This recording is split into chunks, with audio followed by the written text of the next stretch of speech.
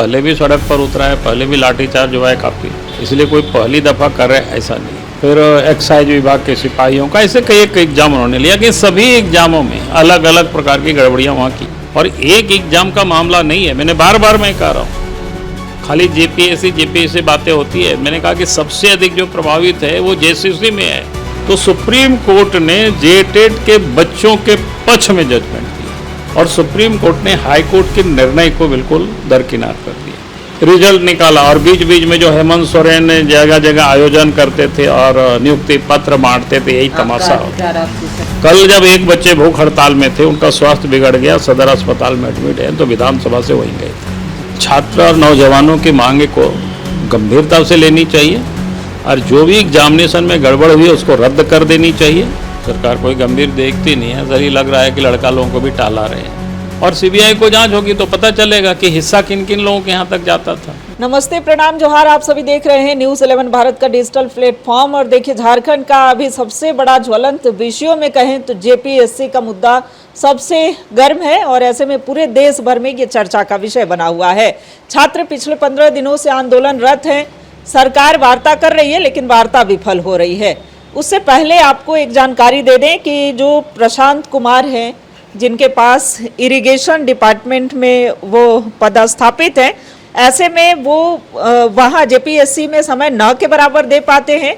और जो जहाँ तक जानकारी मिल पाई है कि जो सुधीर गुप्ता हैं, जो सचिव हैं, वो सचिव ही सारा वर्क जो है वो वही करते हैं। यहाँ तक कि जो परीक्षाएं संचालित होती हैं वो एजेंसी का चयन भी वही करते हैं। और देखिए, ये हम नहीं कह रहे हैं, ये कुछ साक्ष्य कुछ प्रमाण के साथ जो है नेता प्रतिपक्ष बाबूलाल मरांडी का कहना है।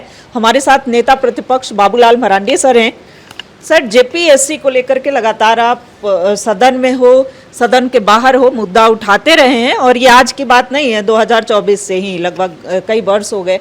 इस बार तो अब छात्र पिछले 15 दिनों से यहाँ आंदोलन कर रहे हैं 14वीं जेपीएससी को। क्योंकि झारखंड में पिछले 5-6 साल में जितने भी एग्जाम हुए, चाहे जेसीसी ने एग्जाम कंडक्ट किया हो या जेपीएससी ने किया हो, सब विवादों में रहा।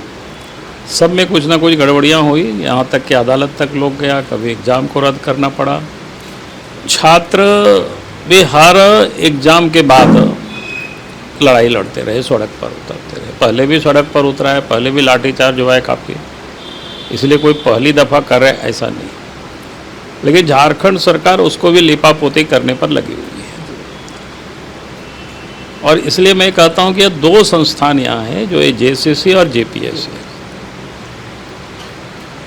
जेसीसी जो है वो नॉन गजेटेडों का वो एग्ज़ाम कंडक्ट करते हैं, भर्ती परीक्षाएं लेती है। और फिर जेपीएससी है वो गजेटेड अफसरों को, रैंक के लोगों के वो भर्ती परीक्षा लेती है। लेकिन दोनों ही जगहों पर ये गड़बड़ी हुई है। और गड़बड़ी अनेकों एग्जाम में अलग अलग प्रकार की गड़बड़ियाँ हुई। जैसे जेसीसी ने शिक्षक की भर्ती परीक्षा ली, उसमें कई प्रकार के शिक्षक भी नियुक्त हुए हैं। फिर सीजीएल का भी उन्होंने एग्ज़ाम लिया। फिर एक्साइज विभाग के सिपाहियों का, ऐसे कई एक एग्ज़ाम उन्होंने लिया कि सभी एग्जामों में अलग अलग प्रकार की गड़बड़ियाँ वहाँ की गई। गड़बड़ी हुई नहीं, गड़बड़ी कराया गया ताकि पैसे पुत्रों को जगह मिल सके और जेपीएससी में वही हो। मैं तो सबसे अधिक जिस पोस्ट रहा है, अगर मैं उसका एक बात कहता हूँ कि जेसीसी ने एग्ज़ाम लिया था 2023 में, आवेदन आमंत्रित किया था बच्चों से 26,001 शिक्षकों के पद के लिए, और 24 में एग्ज़ाम हुआ, 25 में वो रिजल्ट आया। एग्ज़ाम वो कई प्रकार के वो वैकेंसी ही विवादों में रहा, क्योंकि वैकेंसी जब विज्ञापन निकला था वो जेटेट के बच्चों के लिए। बाद में सीटेट वालों ने हाई कोर्ट गया तो हाई कोर्ट ने जेसीसी को कहा कि नहीं, इनको भी आप परमिट करिए, लेकिन वो गैर कानूनी था। इसलिए चूँकि विज्ञापन में सीटेट का कोई प्रावधान नहीं था, कोई इस प्रकार की आर्ताएँ नहीं रखी गई थी। और जब उन्होंने कहा तो ये पोर्टल खोल दिया गया और उसके बाद उन लोगों ने भी धड़ाधड़ फॉर्म भरे और फिर एग्ज़ाम भी कंडक्ट किया। लेकिन जेटेट के बच्चे फिर सुप्रीम कोर्ट गए और सुप्रीम कोर्ट ने हाई कोर्ट के निर्णय को बिल्कुल दरकिनार कर दिया। इसलिए दरकिनार कर दिया दो कारणों से। एक कारण तो ये था कि जब विज्ञापन में सी-टेट का कोई आमंत्रण ही नहीं किया था सी-टेट पास के बच्चों को, तो फिर बीच में उनको लाना ये कहीं से भी उपयुक्त नहीं था। और दूसरा कारण कि जे-टेट में क्षेत्रीय भाषा भी होते हैं, चूँकि ये शिक्षकों की बहाली था क्लास 1 से 5 और 6 से 8 यानी प्राथमिक एजुकेशन था। तो ये दो विषय था, जबकि सी-टेट में क्षेत्रीय भाषा जो झारखंड में जो बोले जाते क्षेत्रीय भाषा वहाँ कोई उसका सिलेबस में नहीं है। तो सुप्रीम कोर्ट ने जे-टेट के बच्चों के पक्ष में जजमेंट दिया और उस समय झारखंड सरकार ने झारखंड के बच्चों को या फिर क्या मानसा थे उनका पता नहीं कि फिर सुप्रीम कोर्ट में शपथ पत्र भी दायर किया था कि भाई हम मैंने वैकेंसी को ही वापस ले लेते यानी उसको रद्द करते फिर से, लेकिन सुप्रीम कोर्ट ने उसको नहीं माना और कहा कि आप 3 महीना के अंदर आप रिजल्ट जारी करें, नियुक्ति आप शुरू करें। लेकिन रिजल्ट नहीं दिया तो फिर बच्चे सुप्रीम कोर्ट गए और सुप्रीम कोर्ट ने सरकार को बुला करके कहा कि कोर्ट ऑफ कंटेम्प्ट करेंगे, आप 1 महीना के अंदर रिजल्ट दे करके आप बहालियाँ शुरू करें।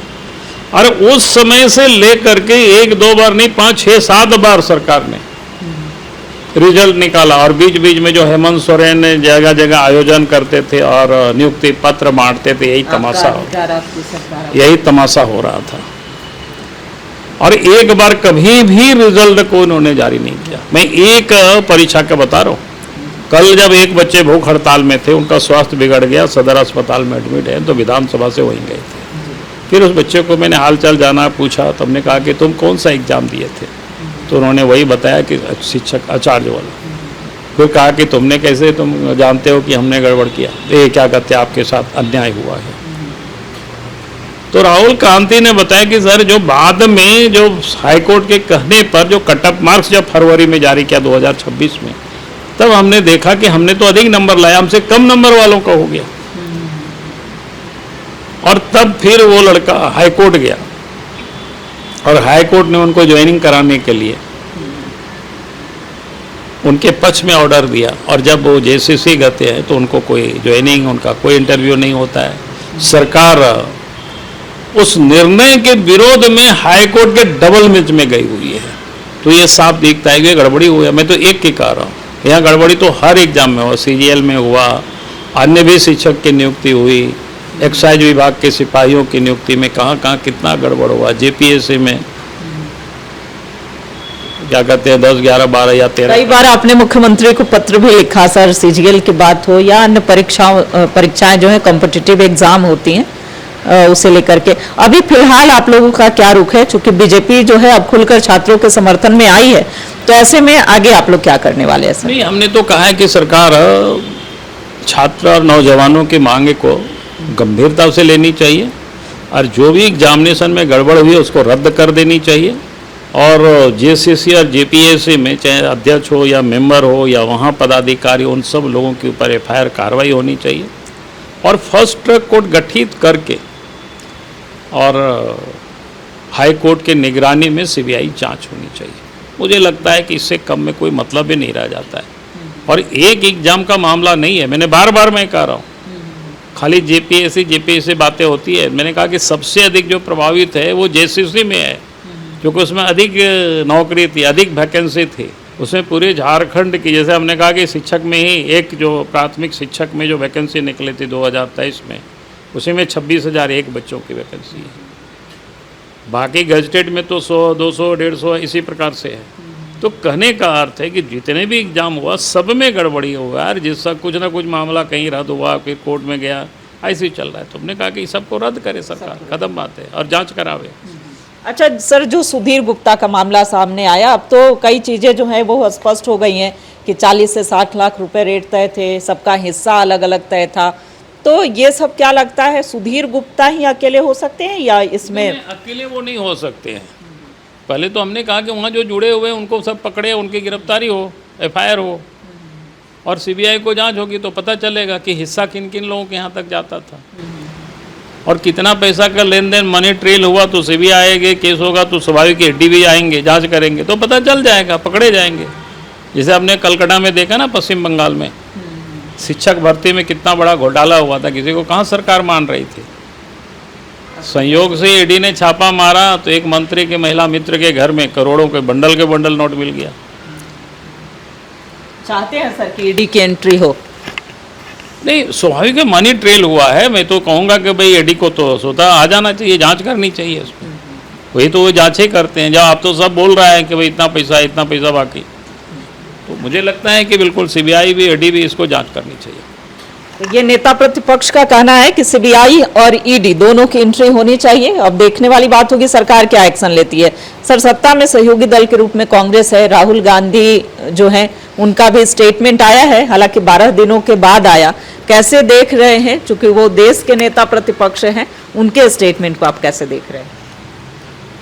देखिए, उन्होंने कोई स्टेटमेंट कुछ क्या दिया है जो मैंने देखा और सुना भी उनका। उन्होंने कहा कि हम बच्चों के साथ हैं, बाकी हम बोले यार बच्चों से क्यों बात कर रहे हैं, उनको तो बात करनी चाहिए तो सरकार से, उनकी सरकार है, उनके समर्थन से सरकार चले, उनके लोग सरकार में शामिल हैं, तो उनको तो मुख्यमंत्री से बात करना चाहिए और ये जनता को कम्युनिकेट करना चाहिए था। मैंने मुख्यमंत्री से कहा है कि आप परीक्षा रद्द हो जाएगी और जांच भी होगी। तो इन्होंने कुछ नहीं किया। यानी एक प्रकार से जो बहुत अखबार में मीडिया में दबाव हो रहा है, तो चलो भाई बात कर लिया, तो इसका कोई मतलब नहीं रह जाता है। तो ये झारखंड के नेता प्रतिपक्ष लगातार अभी जेपीएससी हो, जेएसएससी हो, इसके मुद्दे पर मुखर हैं, छात्रों के साथ हैं, छात्र हित में सरकार निर्णय ले, साथ ही साथ सीबीआई की जांच, ईडी जो है ईडी की भी एंट्री होनी चाहिए ताकि सारी चीजें जो है वो क्लियर हो जाएं और आने वाले दिनों में ट्रांसपेरेंसी बनी रहे। सर, विधानसभा से क्या उम्मीद है, जवाब मिलेगा सकारात्मक? अभी तक के जो सरकार की रवैया है उससे तो लगता नहीं है, सरकार कोई गंभीर देखती नहीं है। सर, ये लग रहा है कि लड़का लोगों को भी टहला रहे हैं। और जब इतनी गड़बड़ी हो चुकी, इतने सारे लोग गिरफ्तार हो चुके, इसके बाद भी इनको रद्द करने में आप कौन से इनको दिक्कतें हैं भाई? अध्यक्ष त्यागपत्र दे दिया, कई एक लोगों की गिरफ्तारी हुई, तो इतनी सारे लोग इन्वॉल्व है अगर इस करप्शन में, इसका अर्थ ही है कि पूरा सिस्टम ही सड़ा हुआ था और उसको रद्द करना ही तो सीधी बात है। और इसके बाद भी वो कह रहा है कि हम अध्ययन कर रहे हैं, लोगों से लेंगे, क्या मतलब है साहब? सर का बहुत धन्यवाद। देखिए, अभी भी उम्मीद नहीं है, चूंकि नेता प्रतिपक्ष हैं तो सदन में भी सवाल उठाते हैं, उठाएंगे भी, लेकिन सरकार से उम्मीद नहीं है कि सकारात्मक कोई जवाब निकल कर आने वाला है। फिलहाल रद्द करने की मांग है कि अब क्या साक्ष्य और प्रमाण चाहिए। सफिशिएंट जो है वो साक्ष्य हो गए हैं कि कितनी अनियमितताएं हुई हैं, कितनी बड़ी धांधली हुई है, तो अब सरकार किस बात का इंतजार कर रही है। सहयोगी रिमझिम के साथ रुचि शर्मा, न्यूज़ 11 भारत, रांची।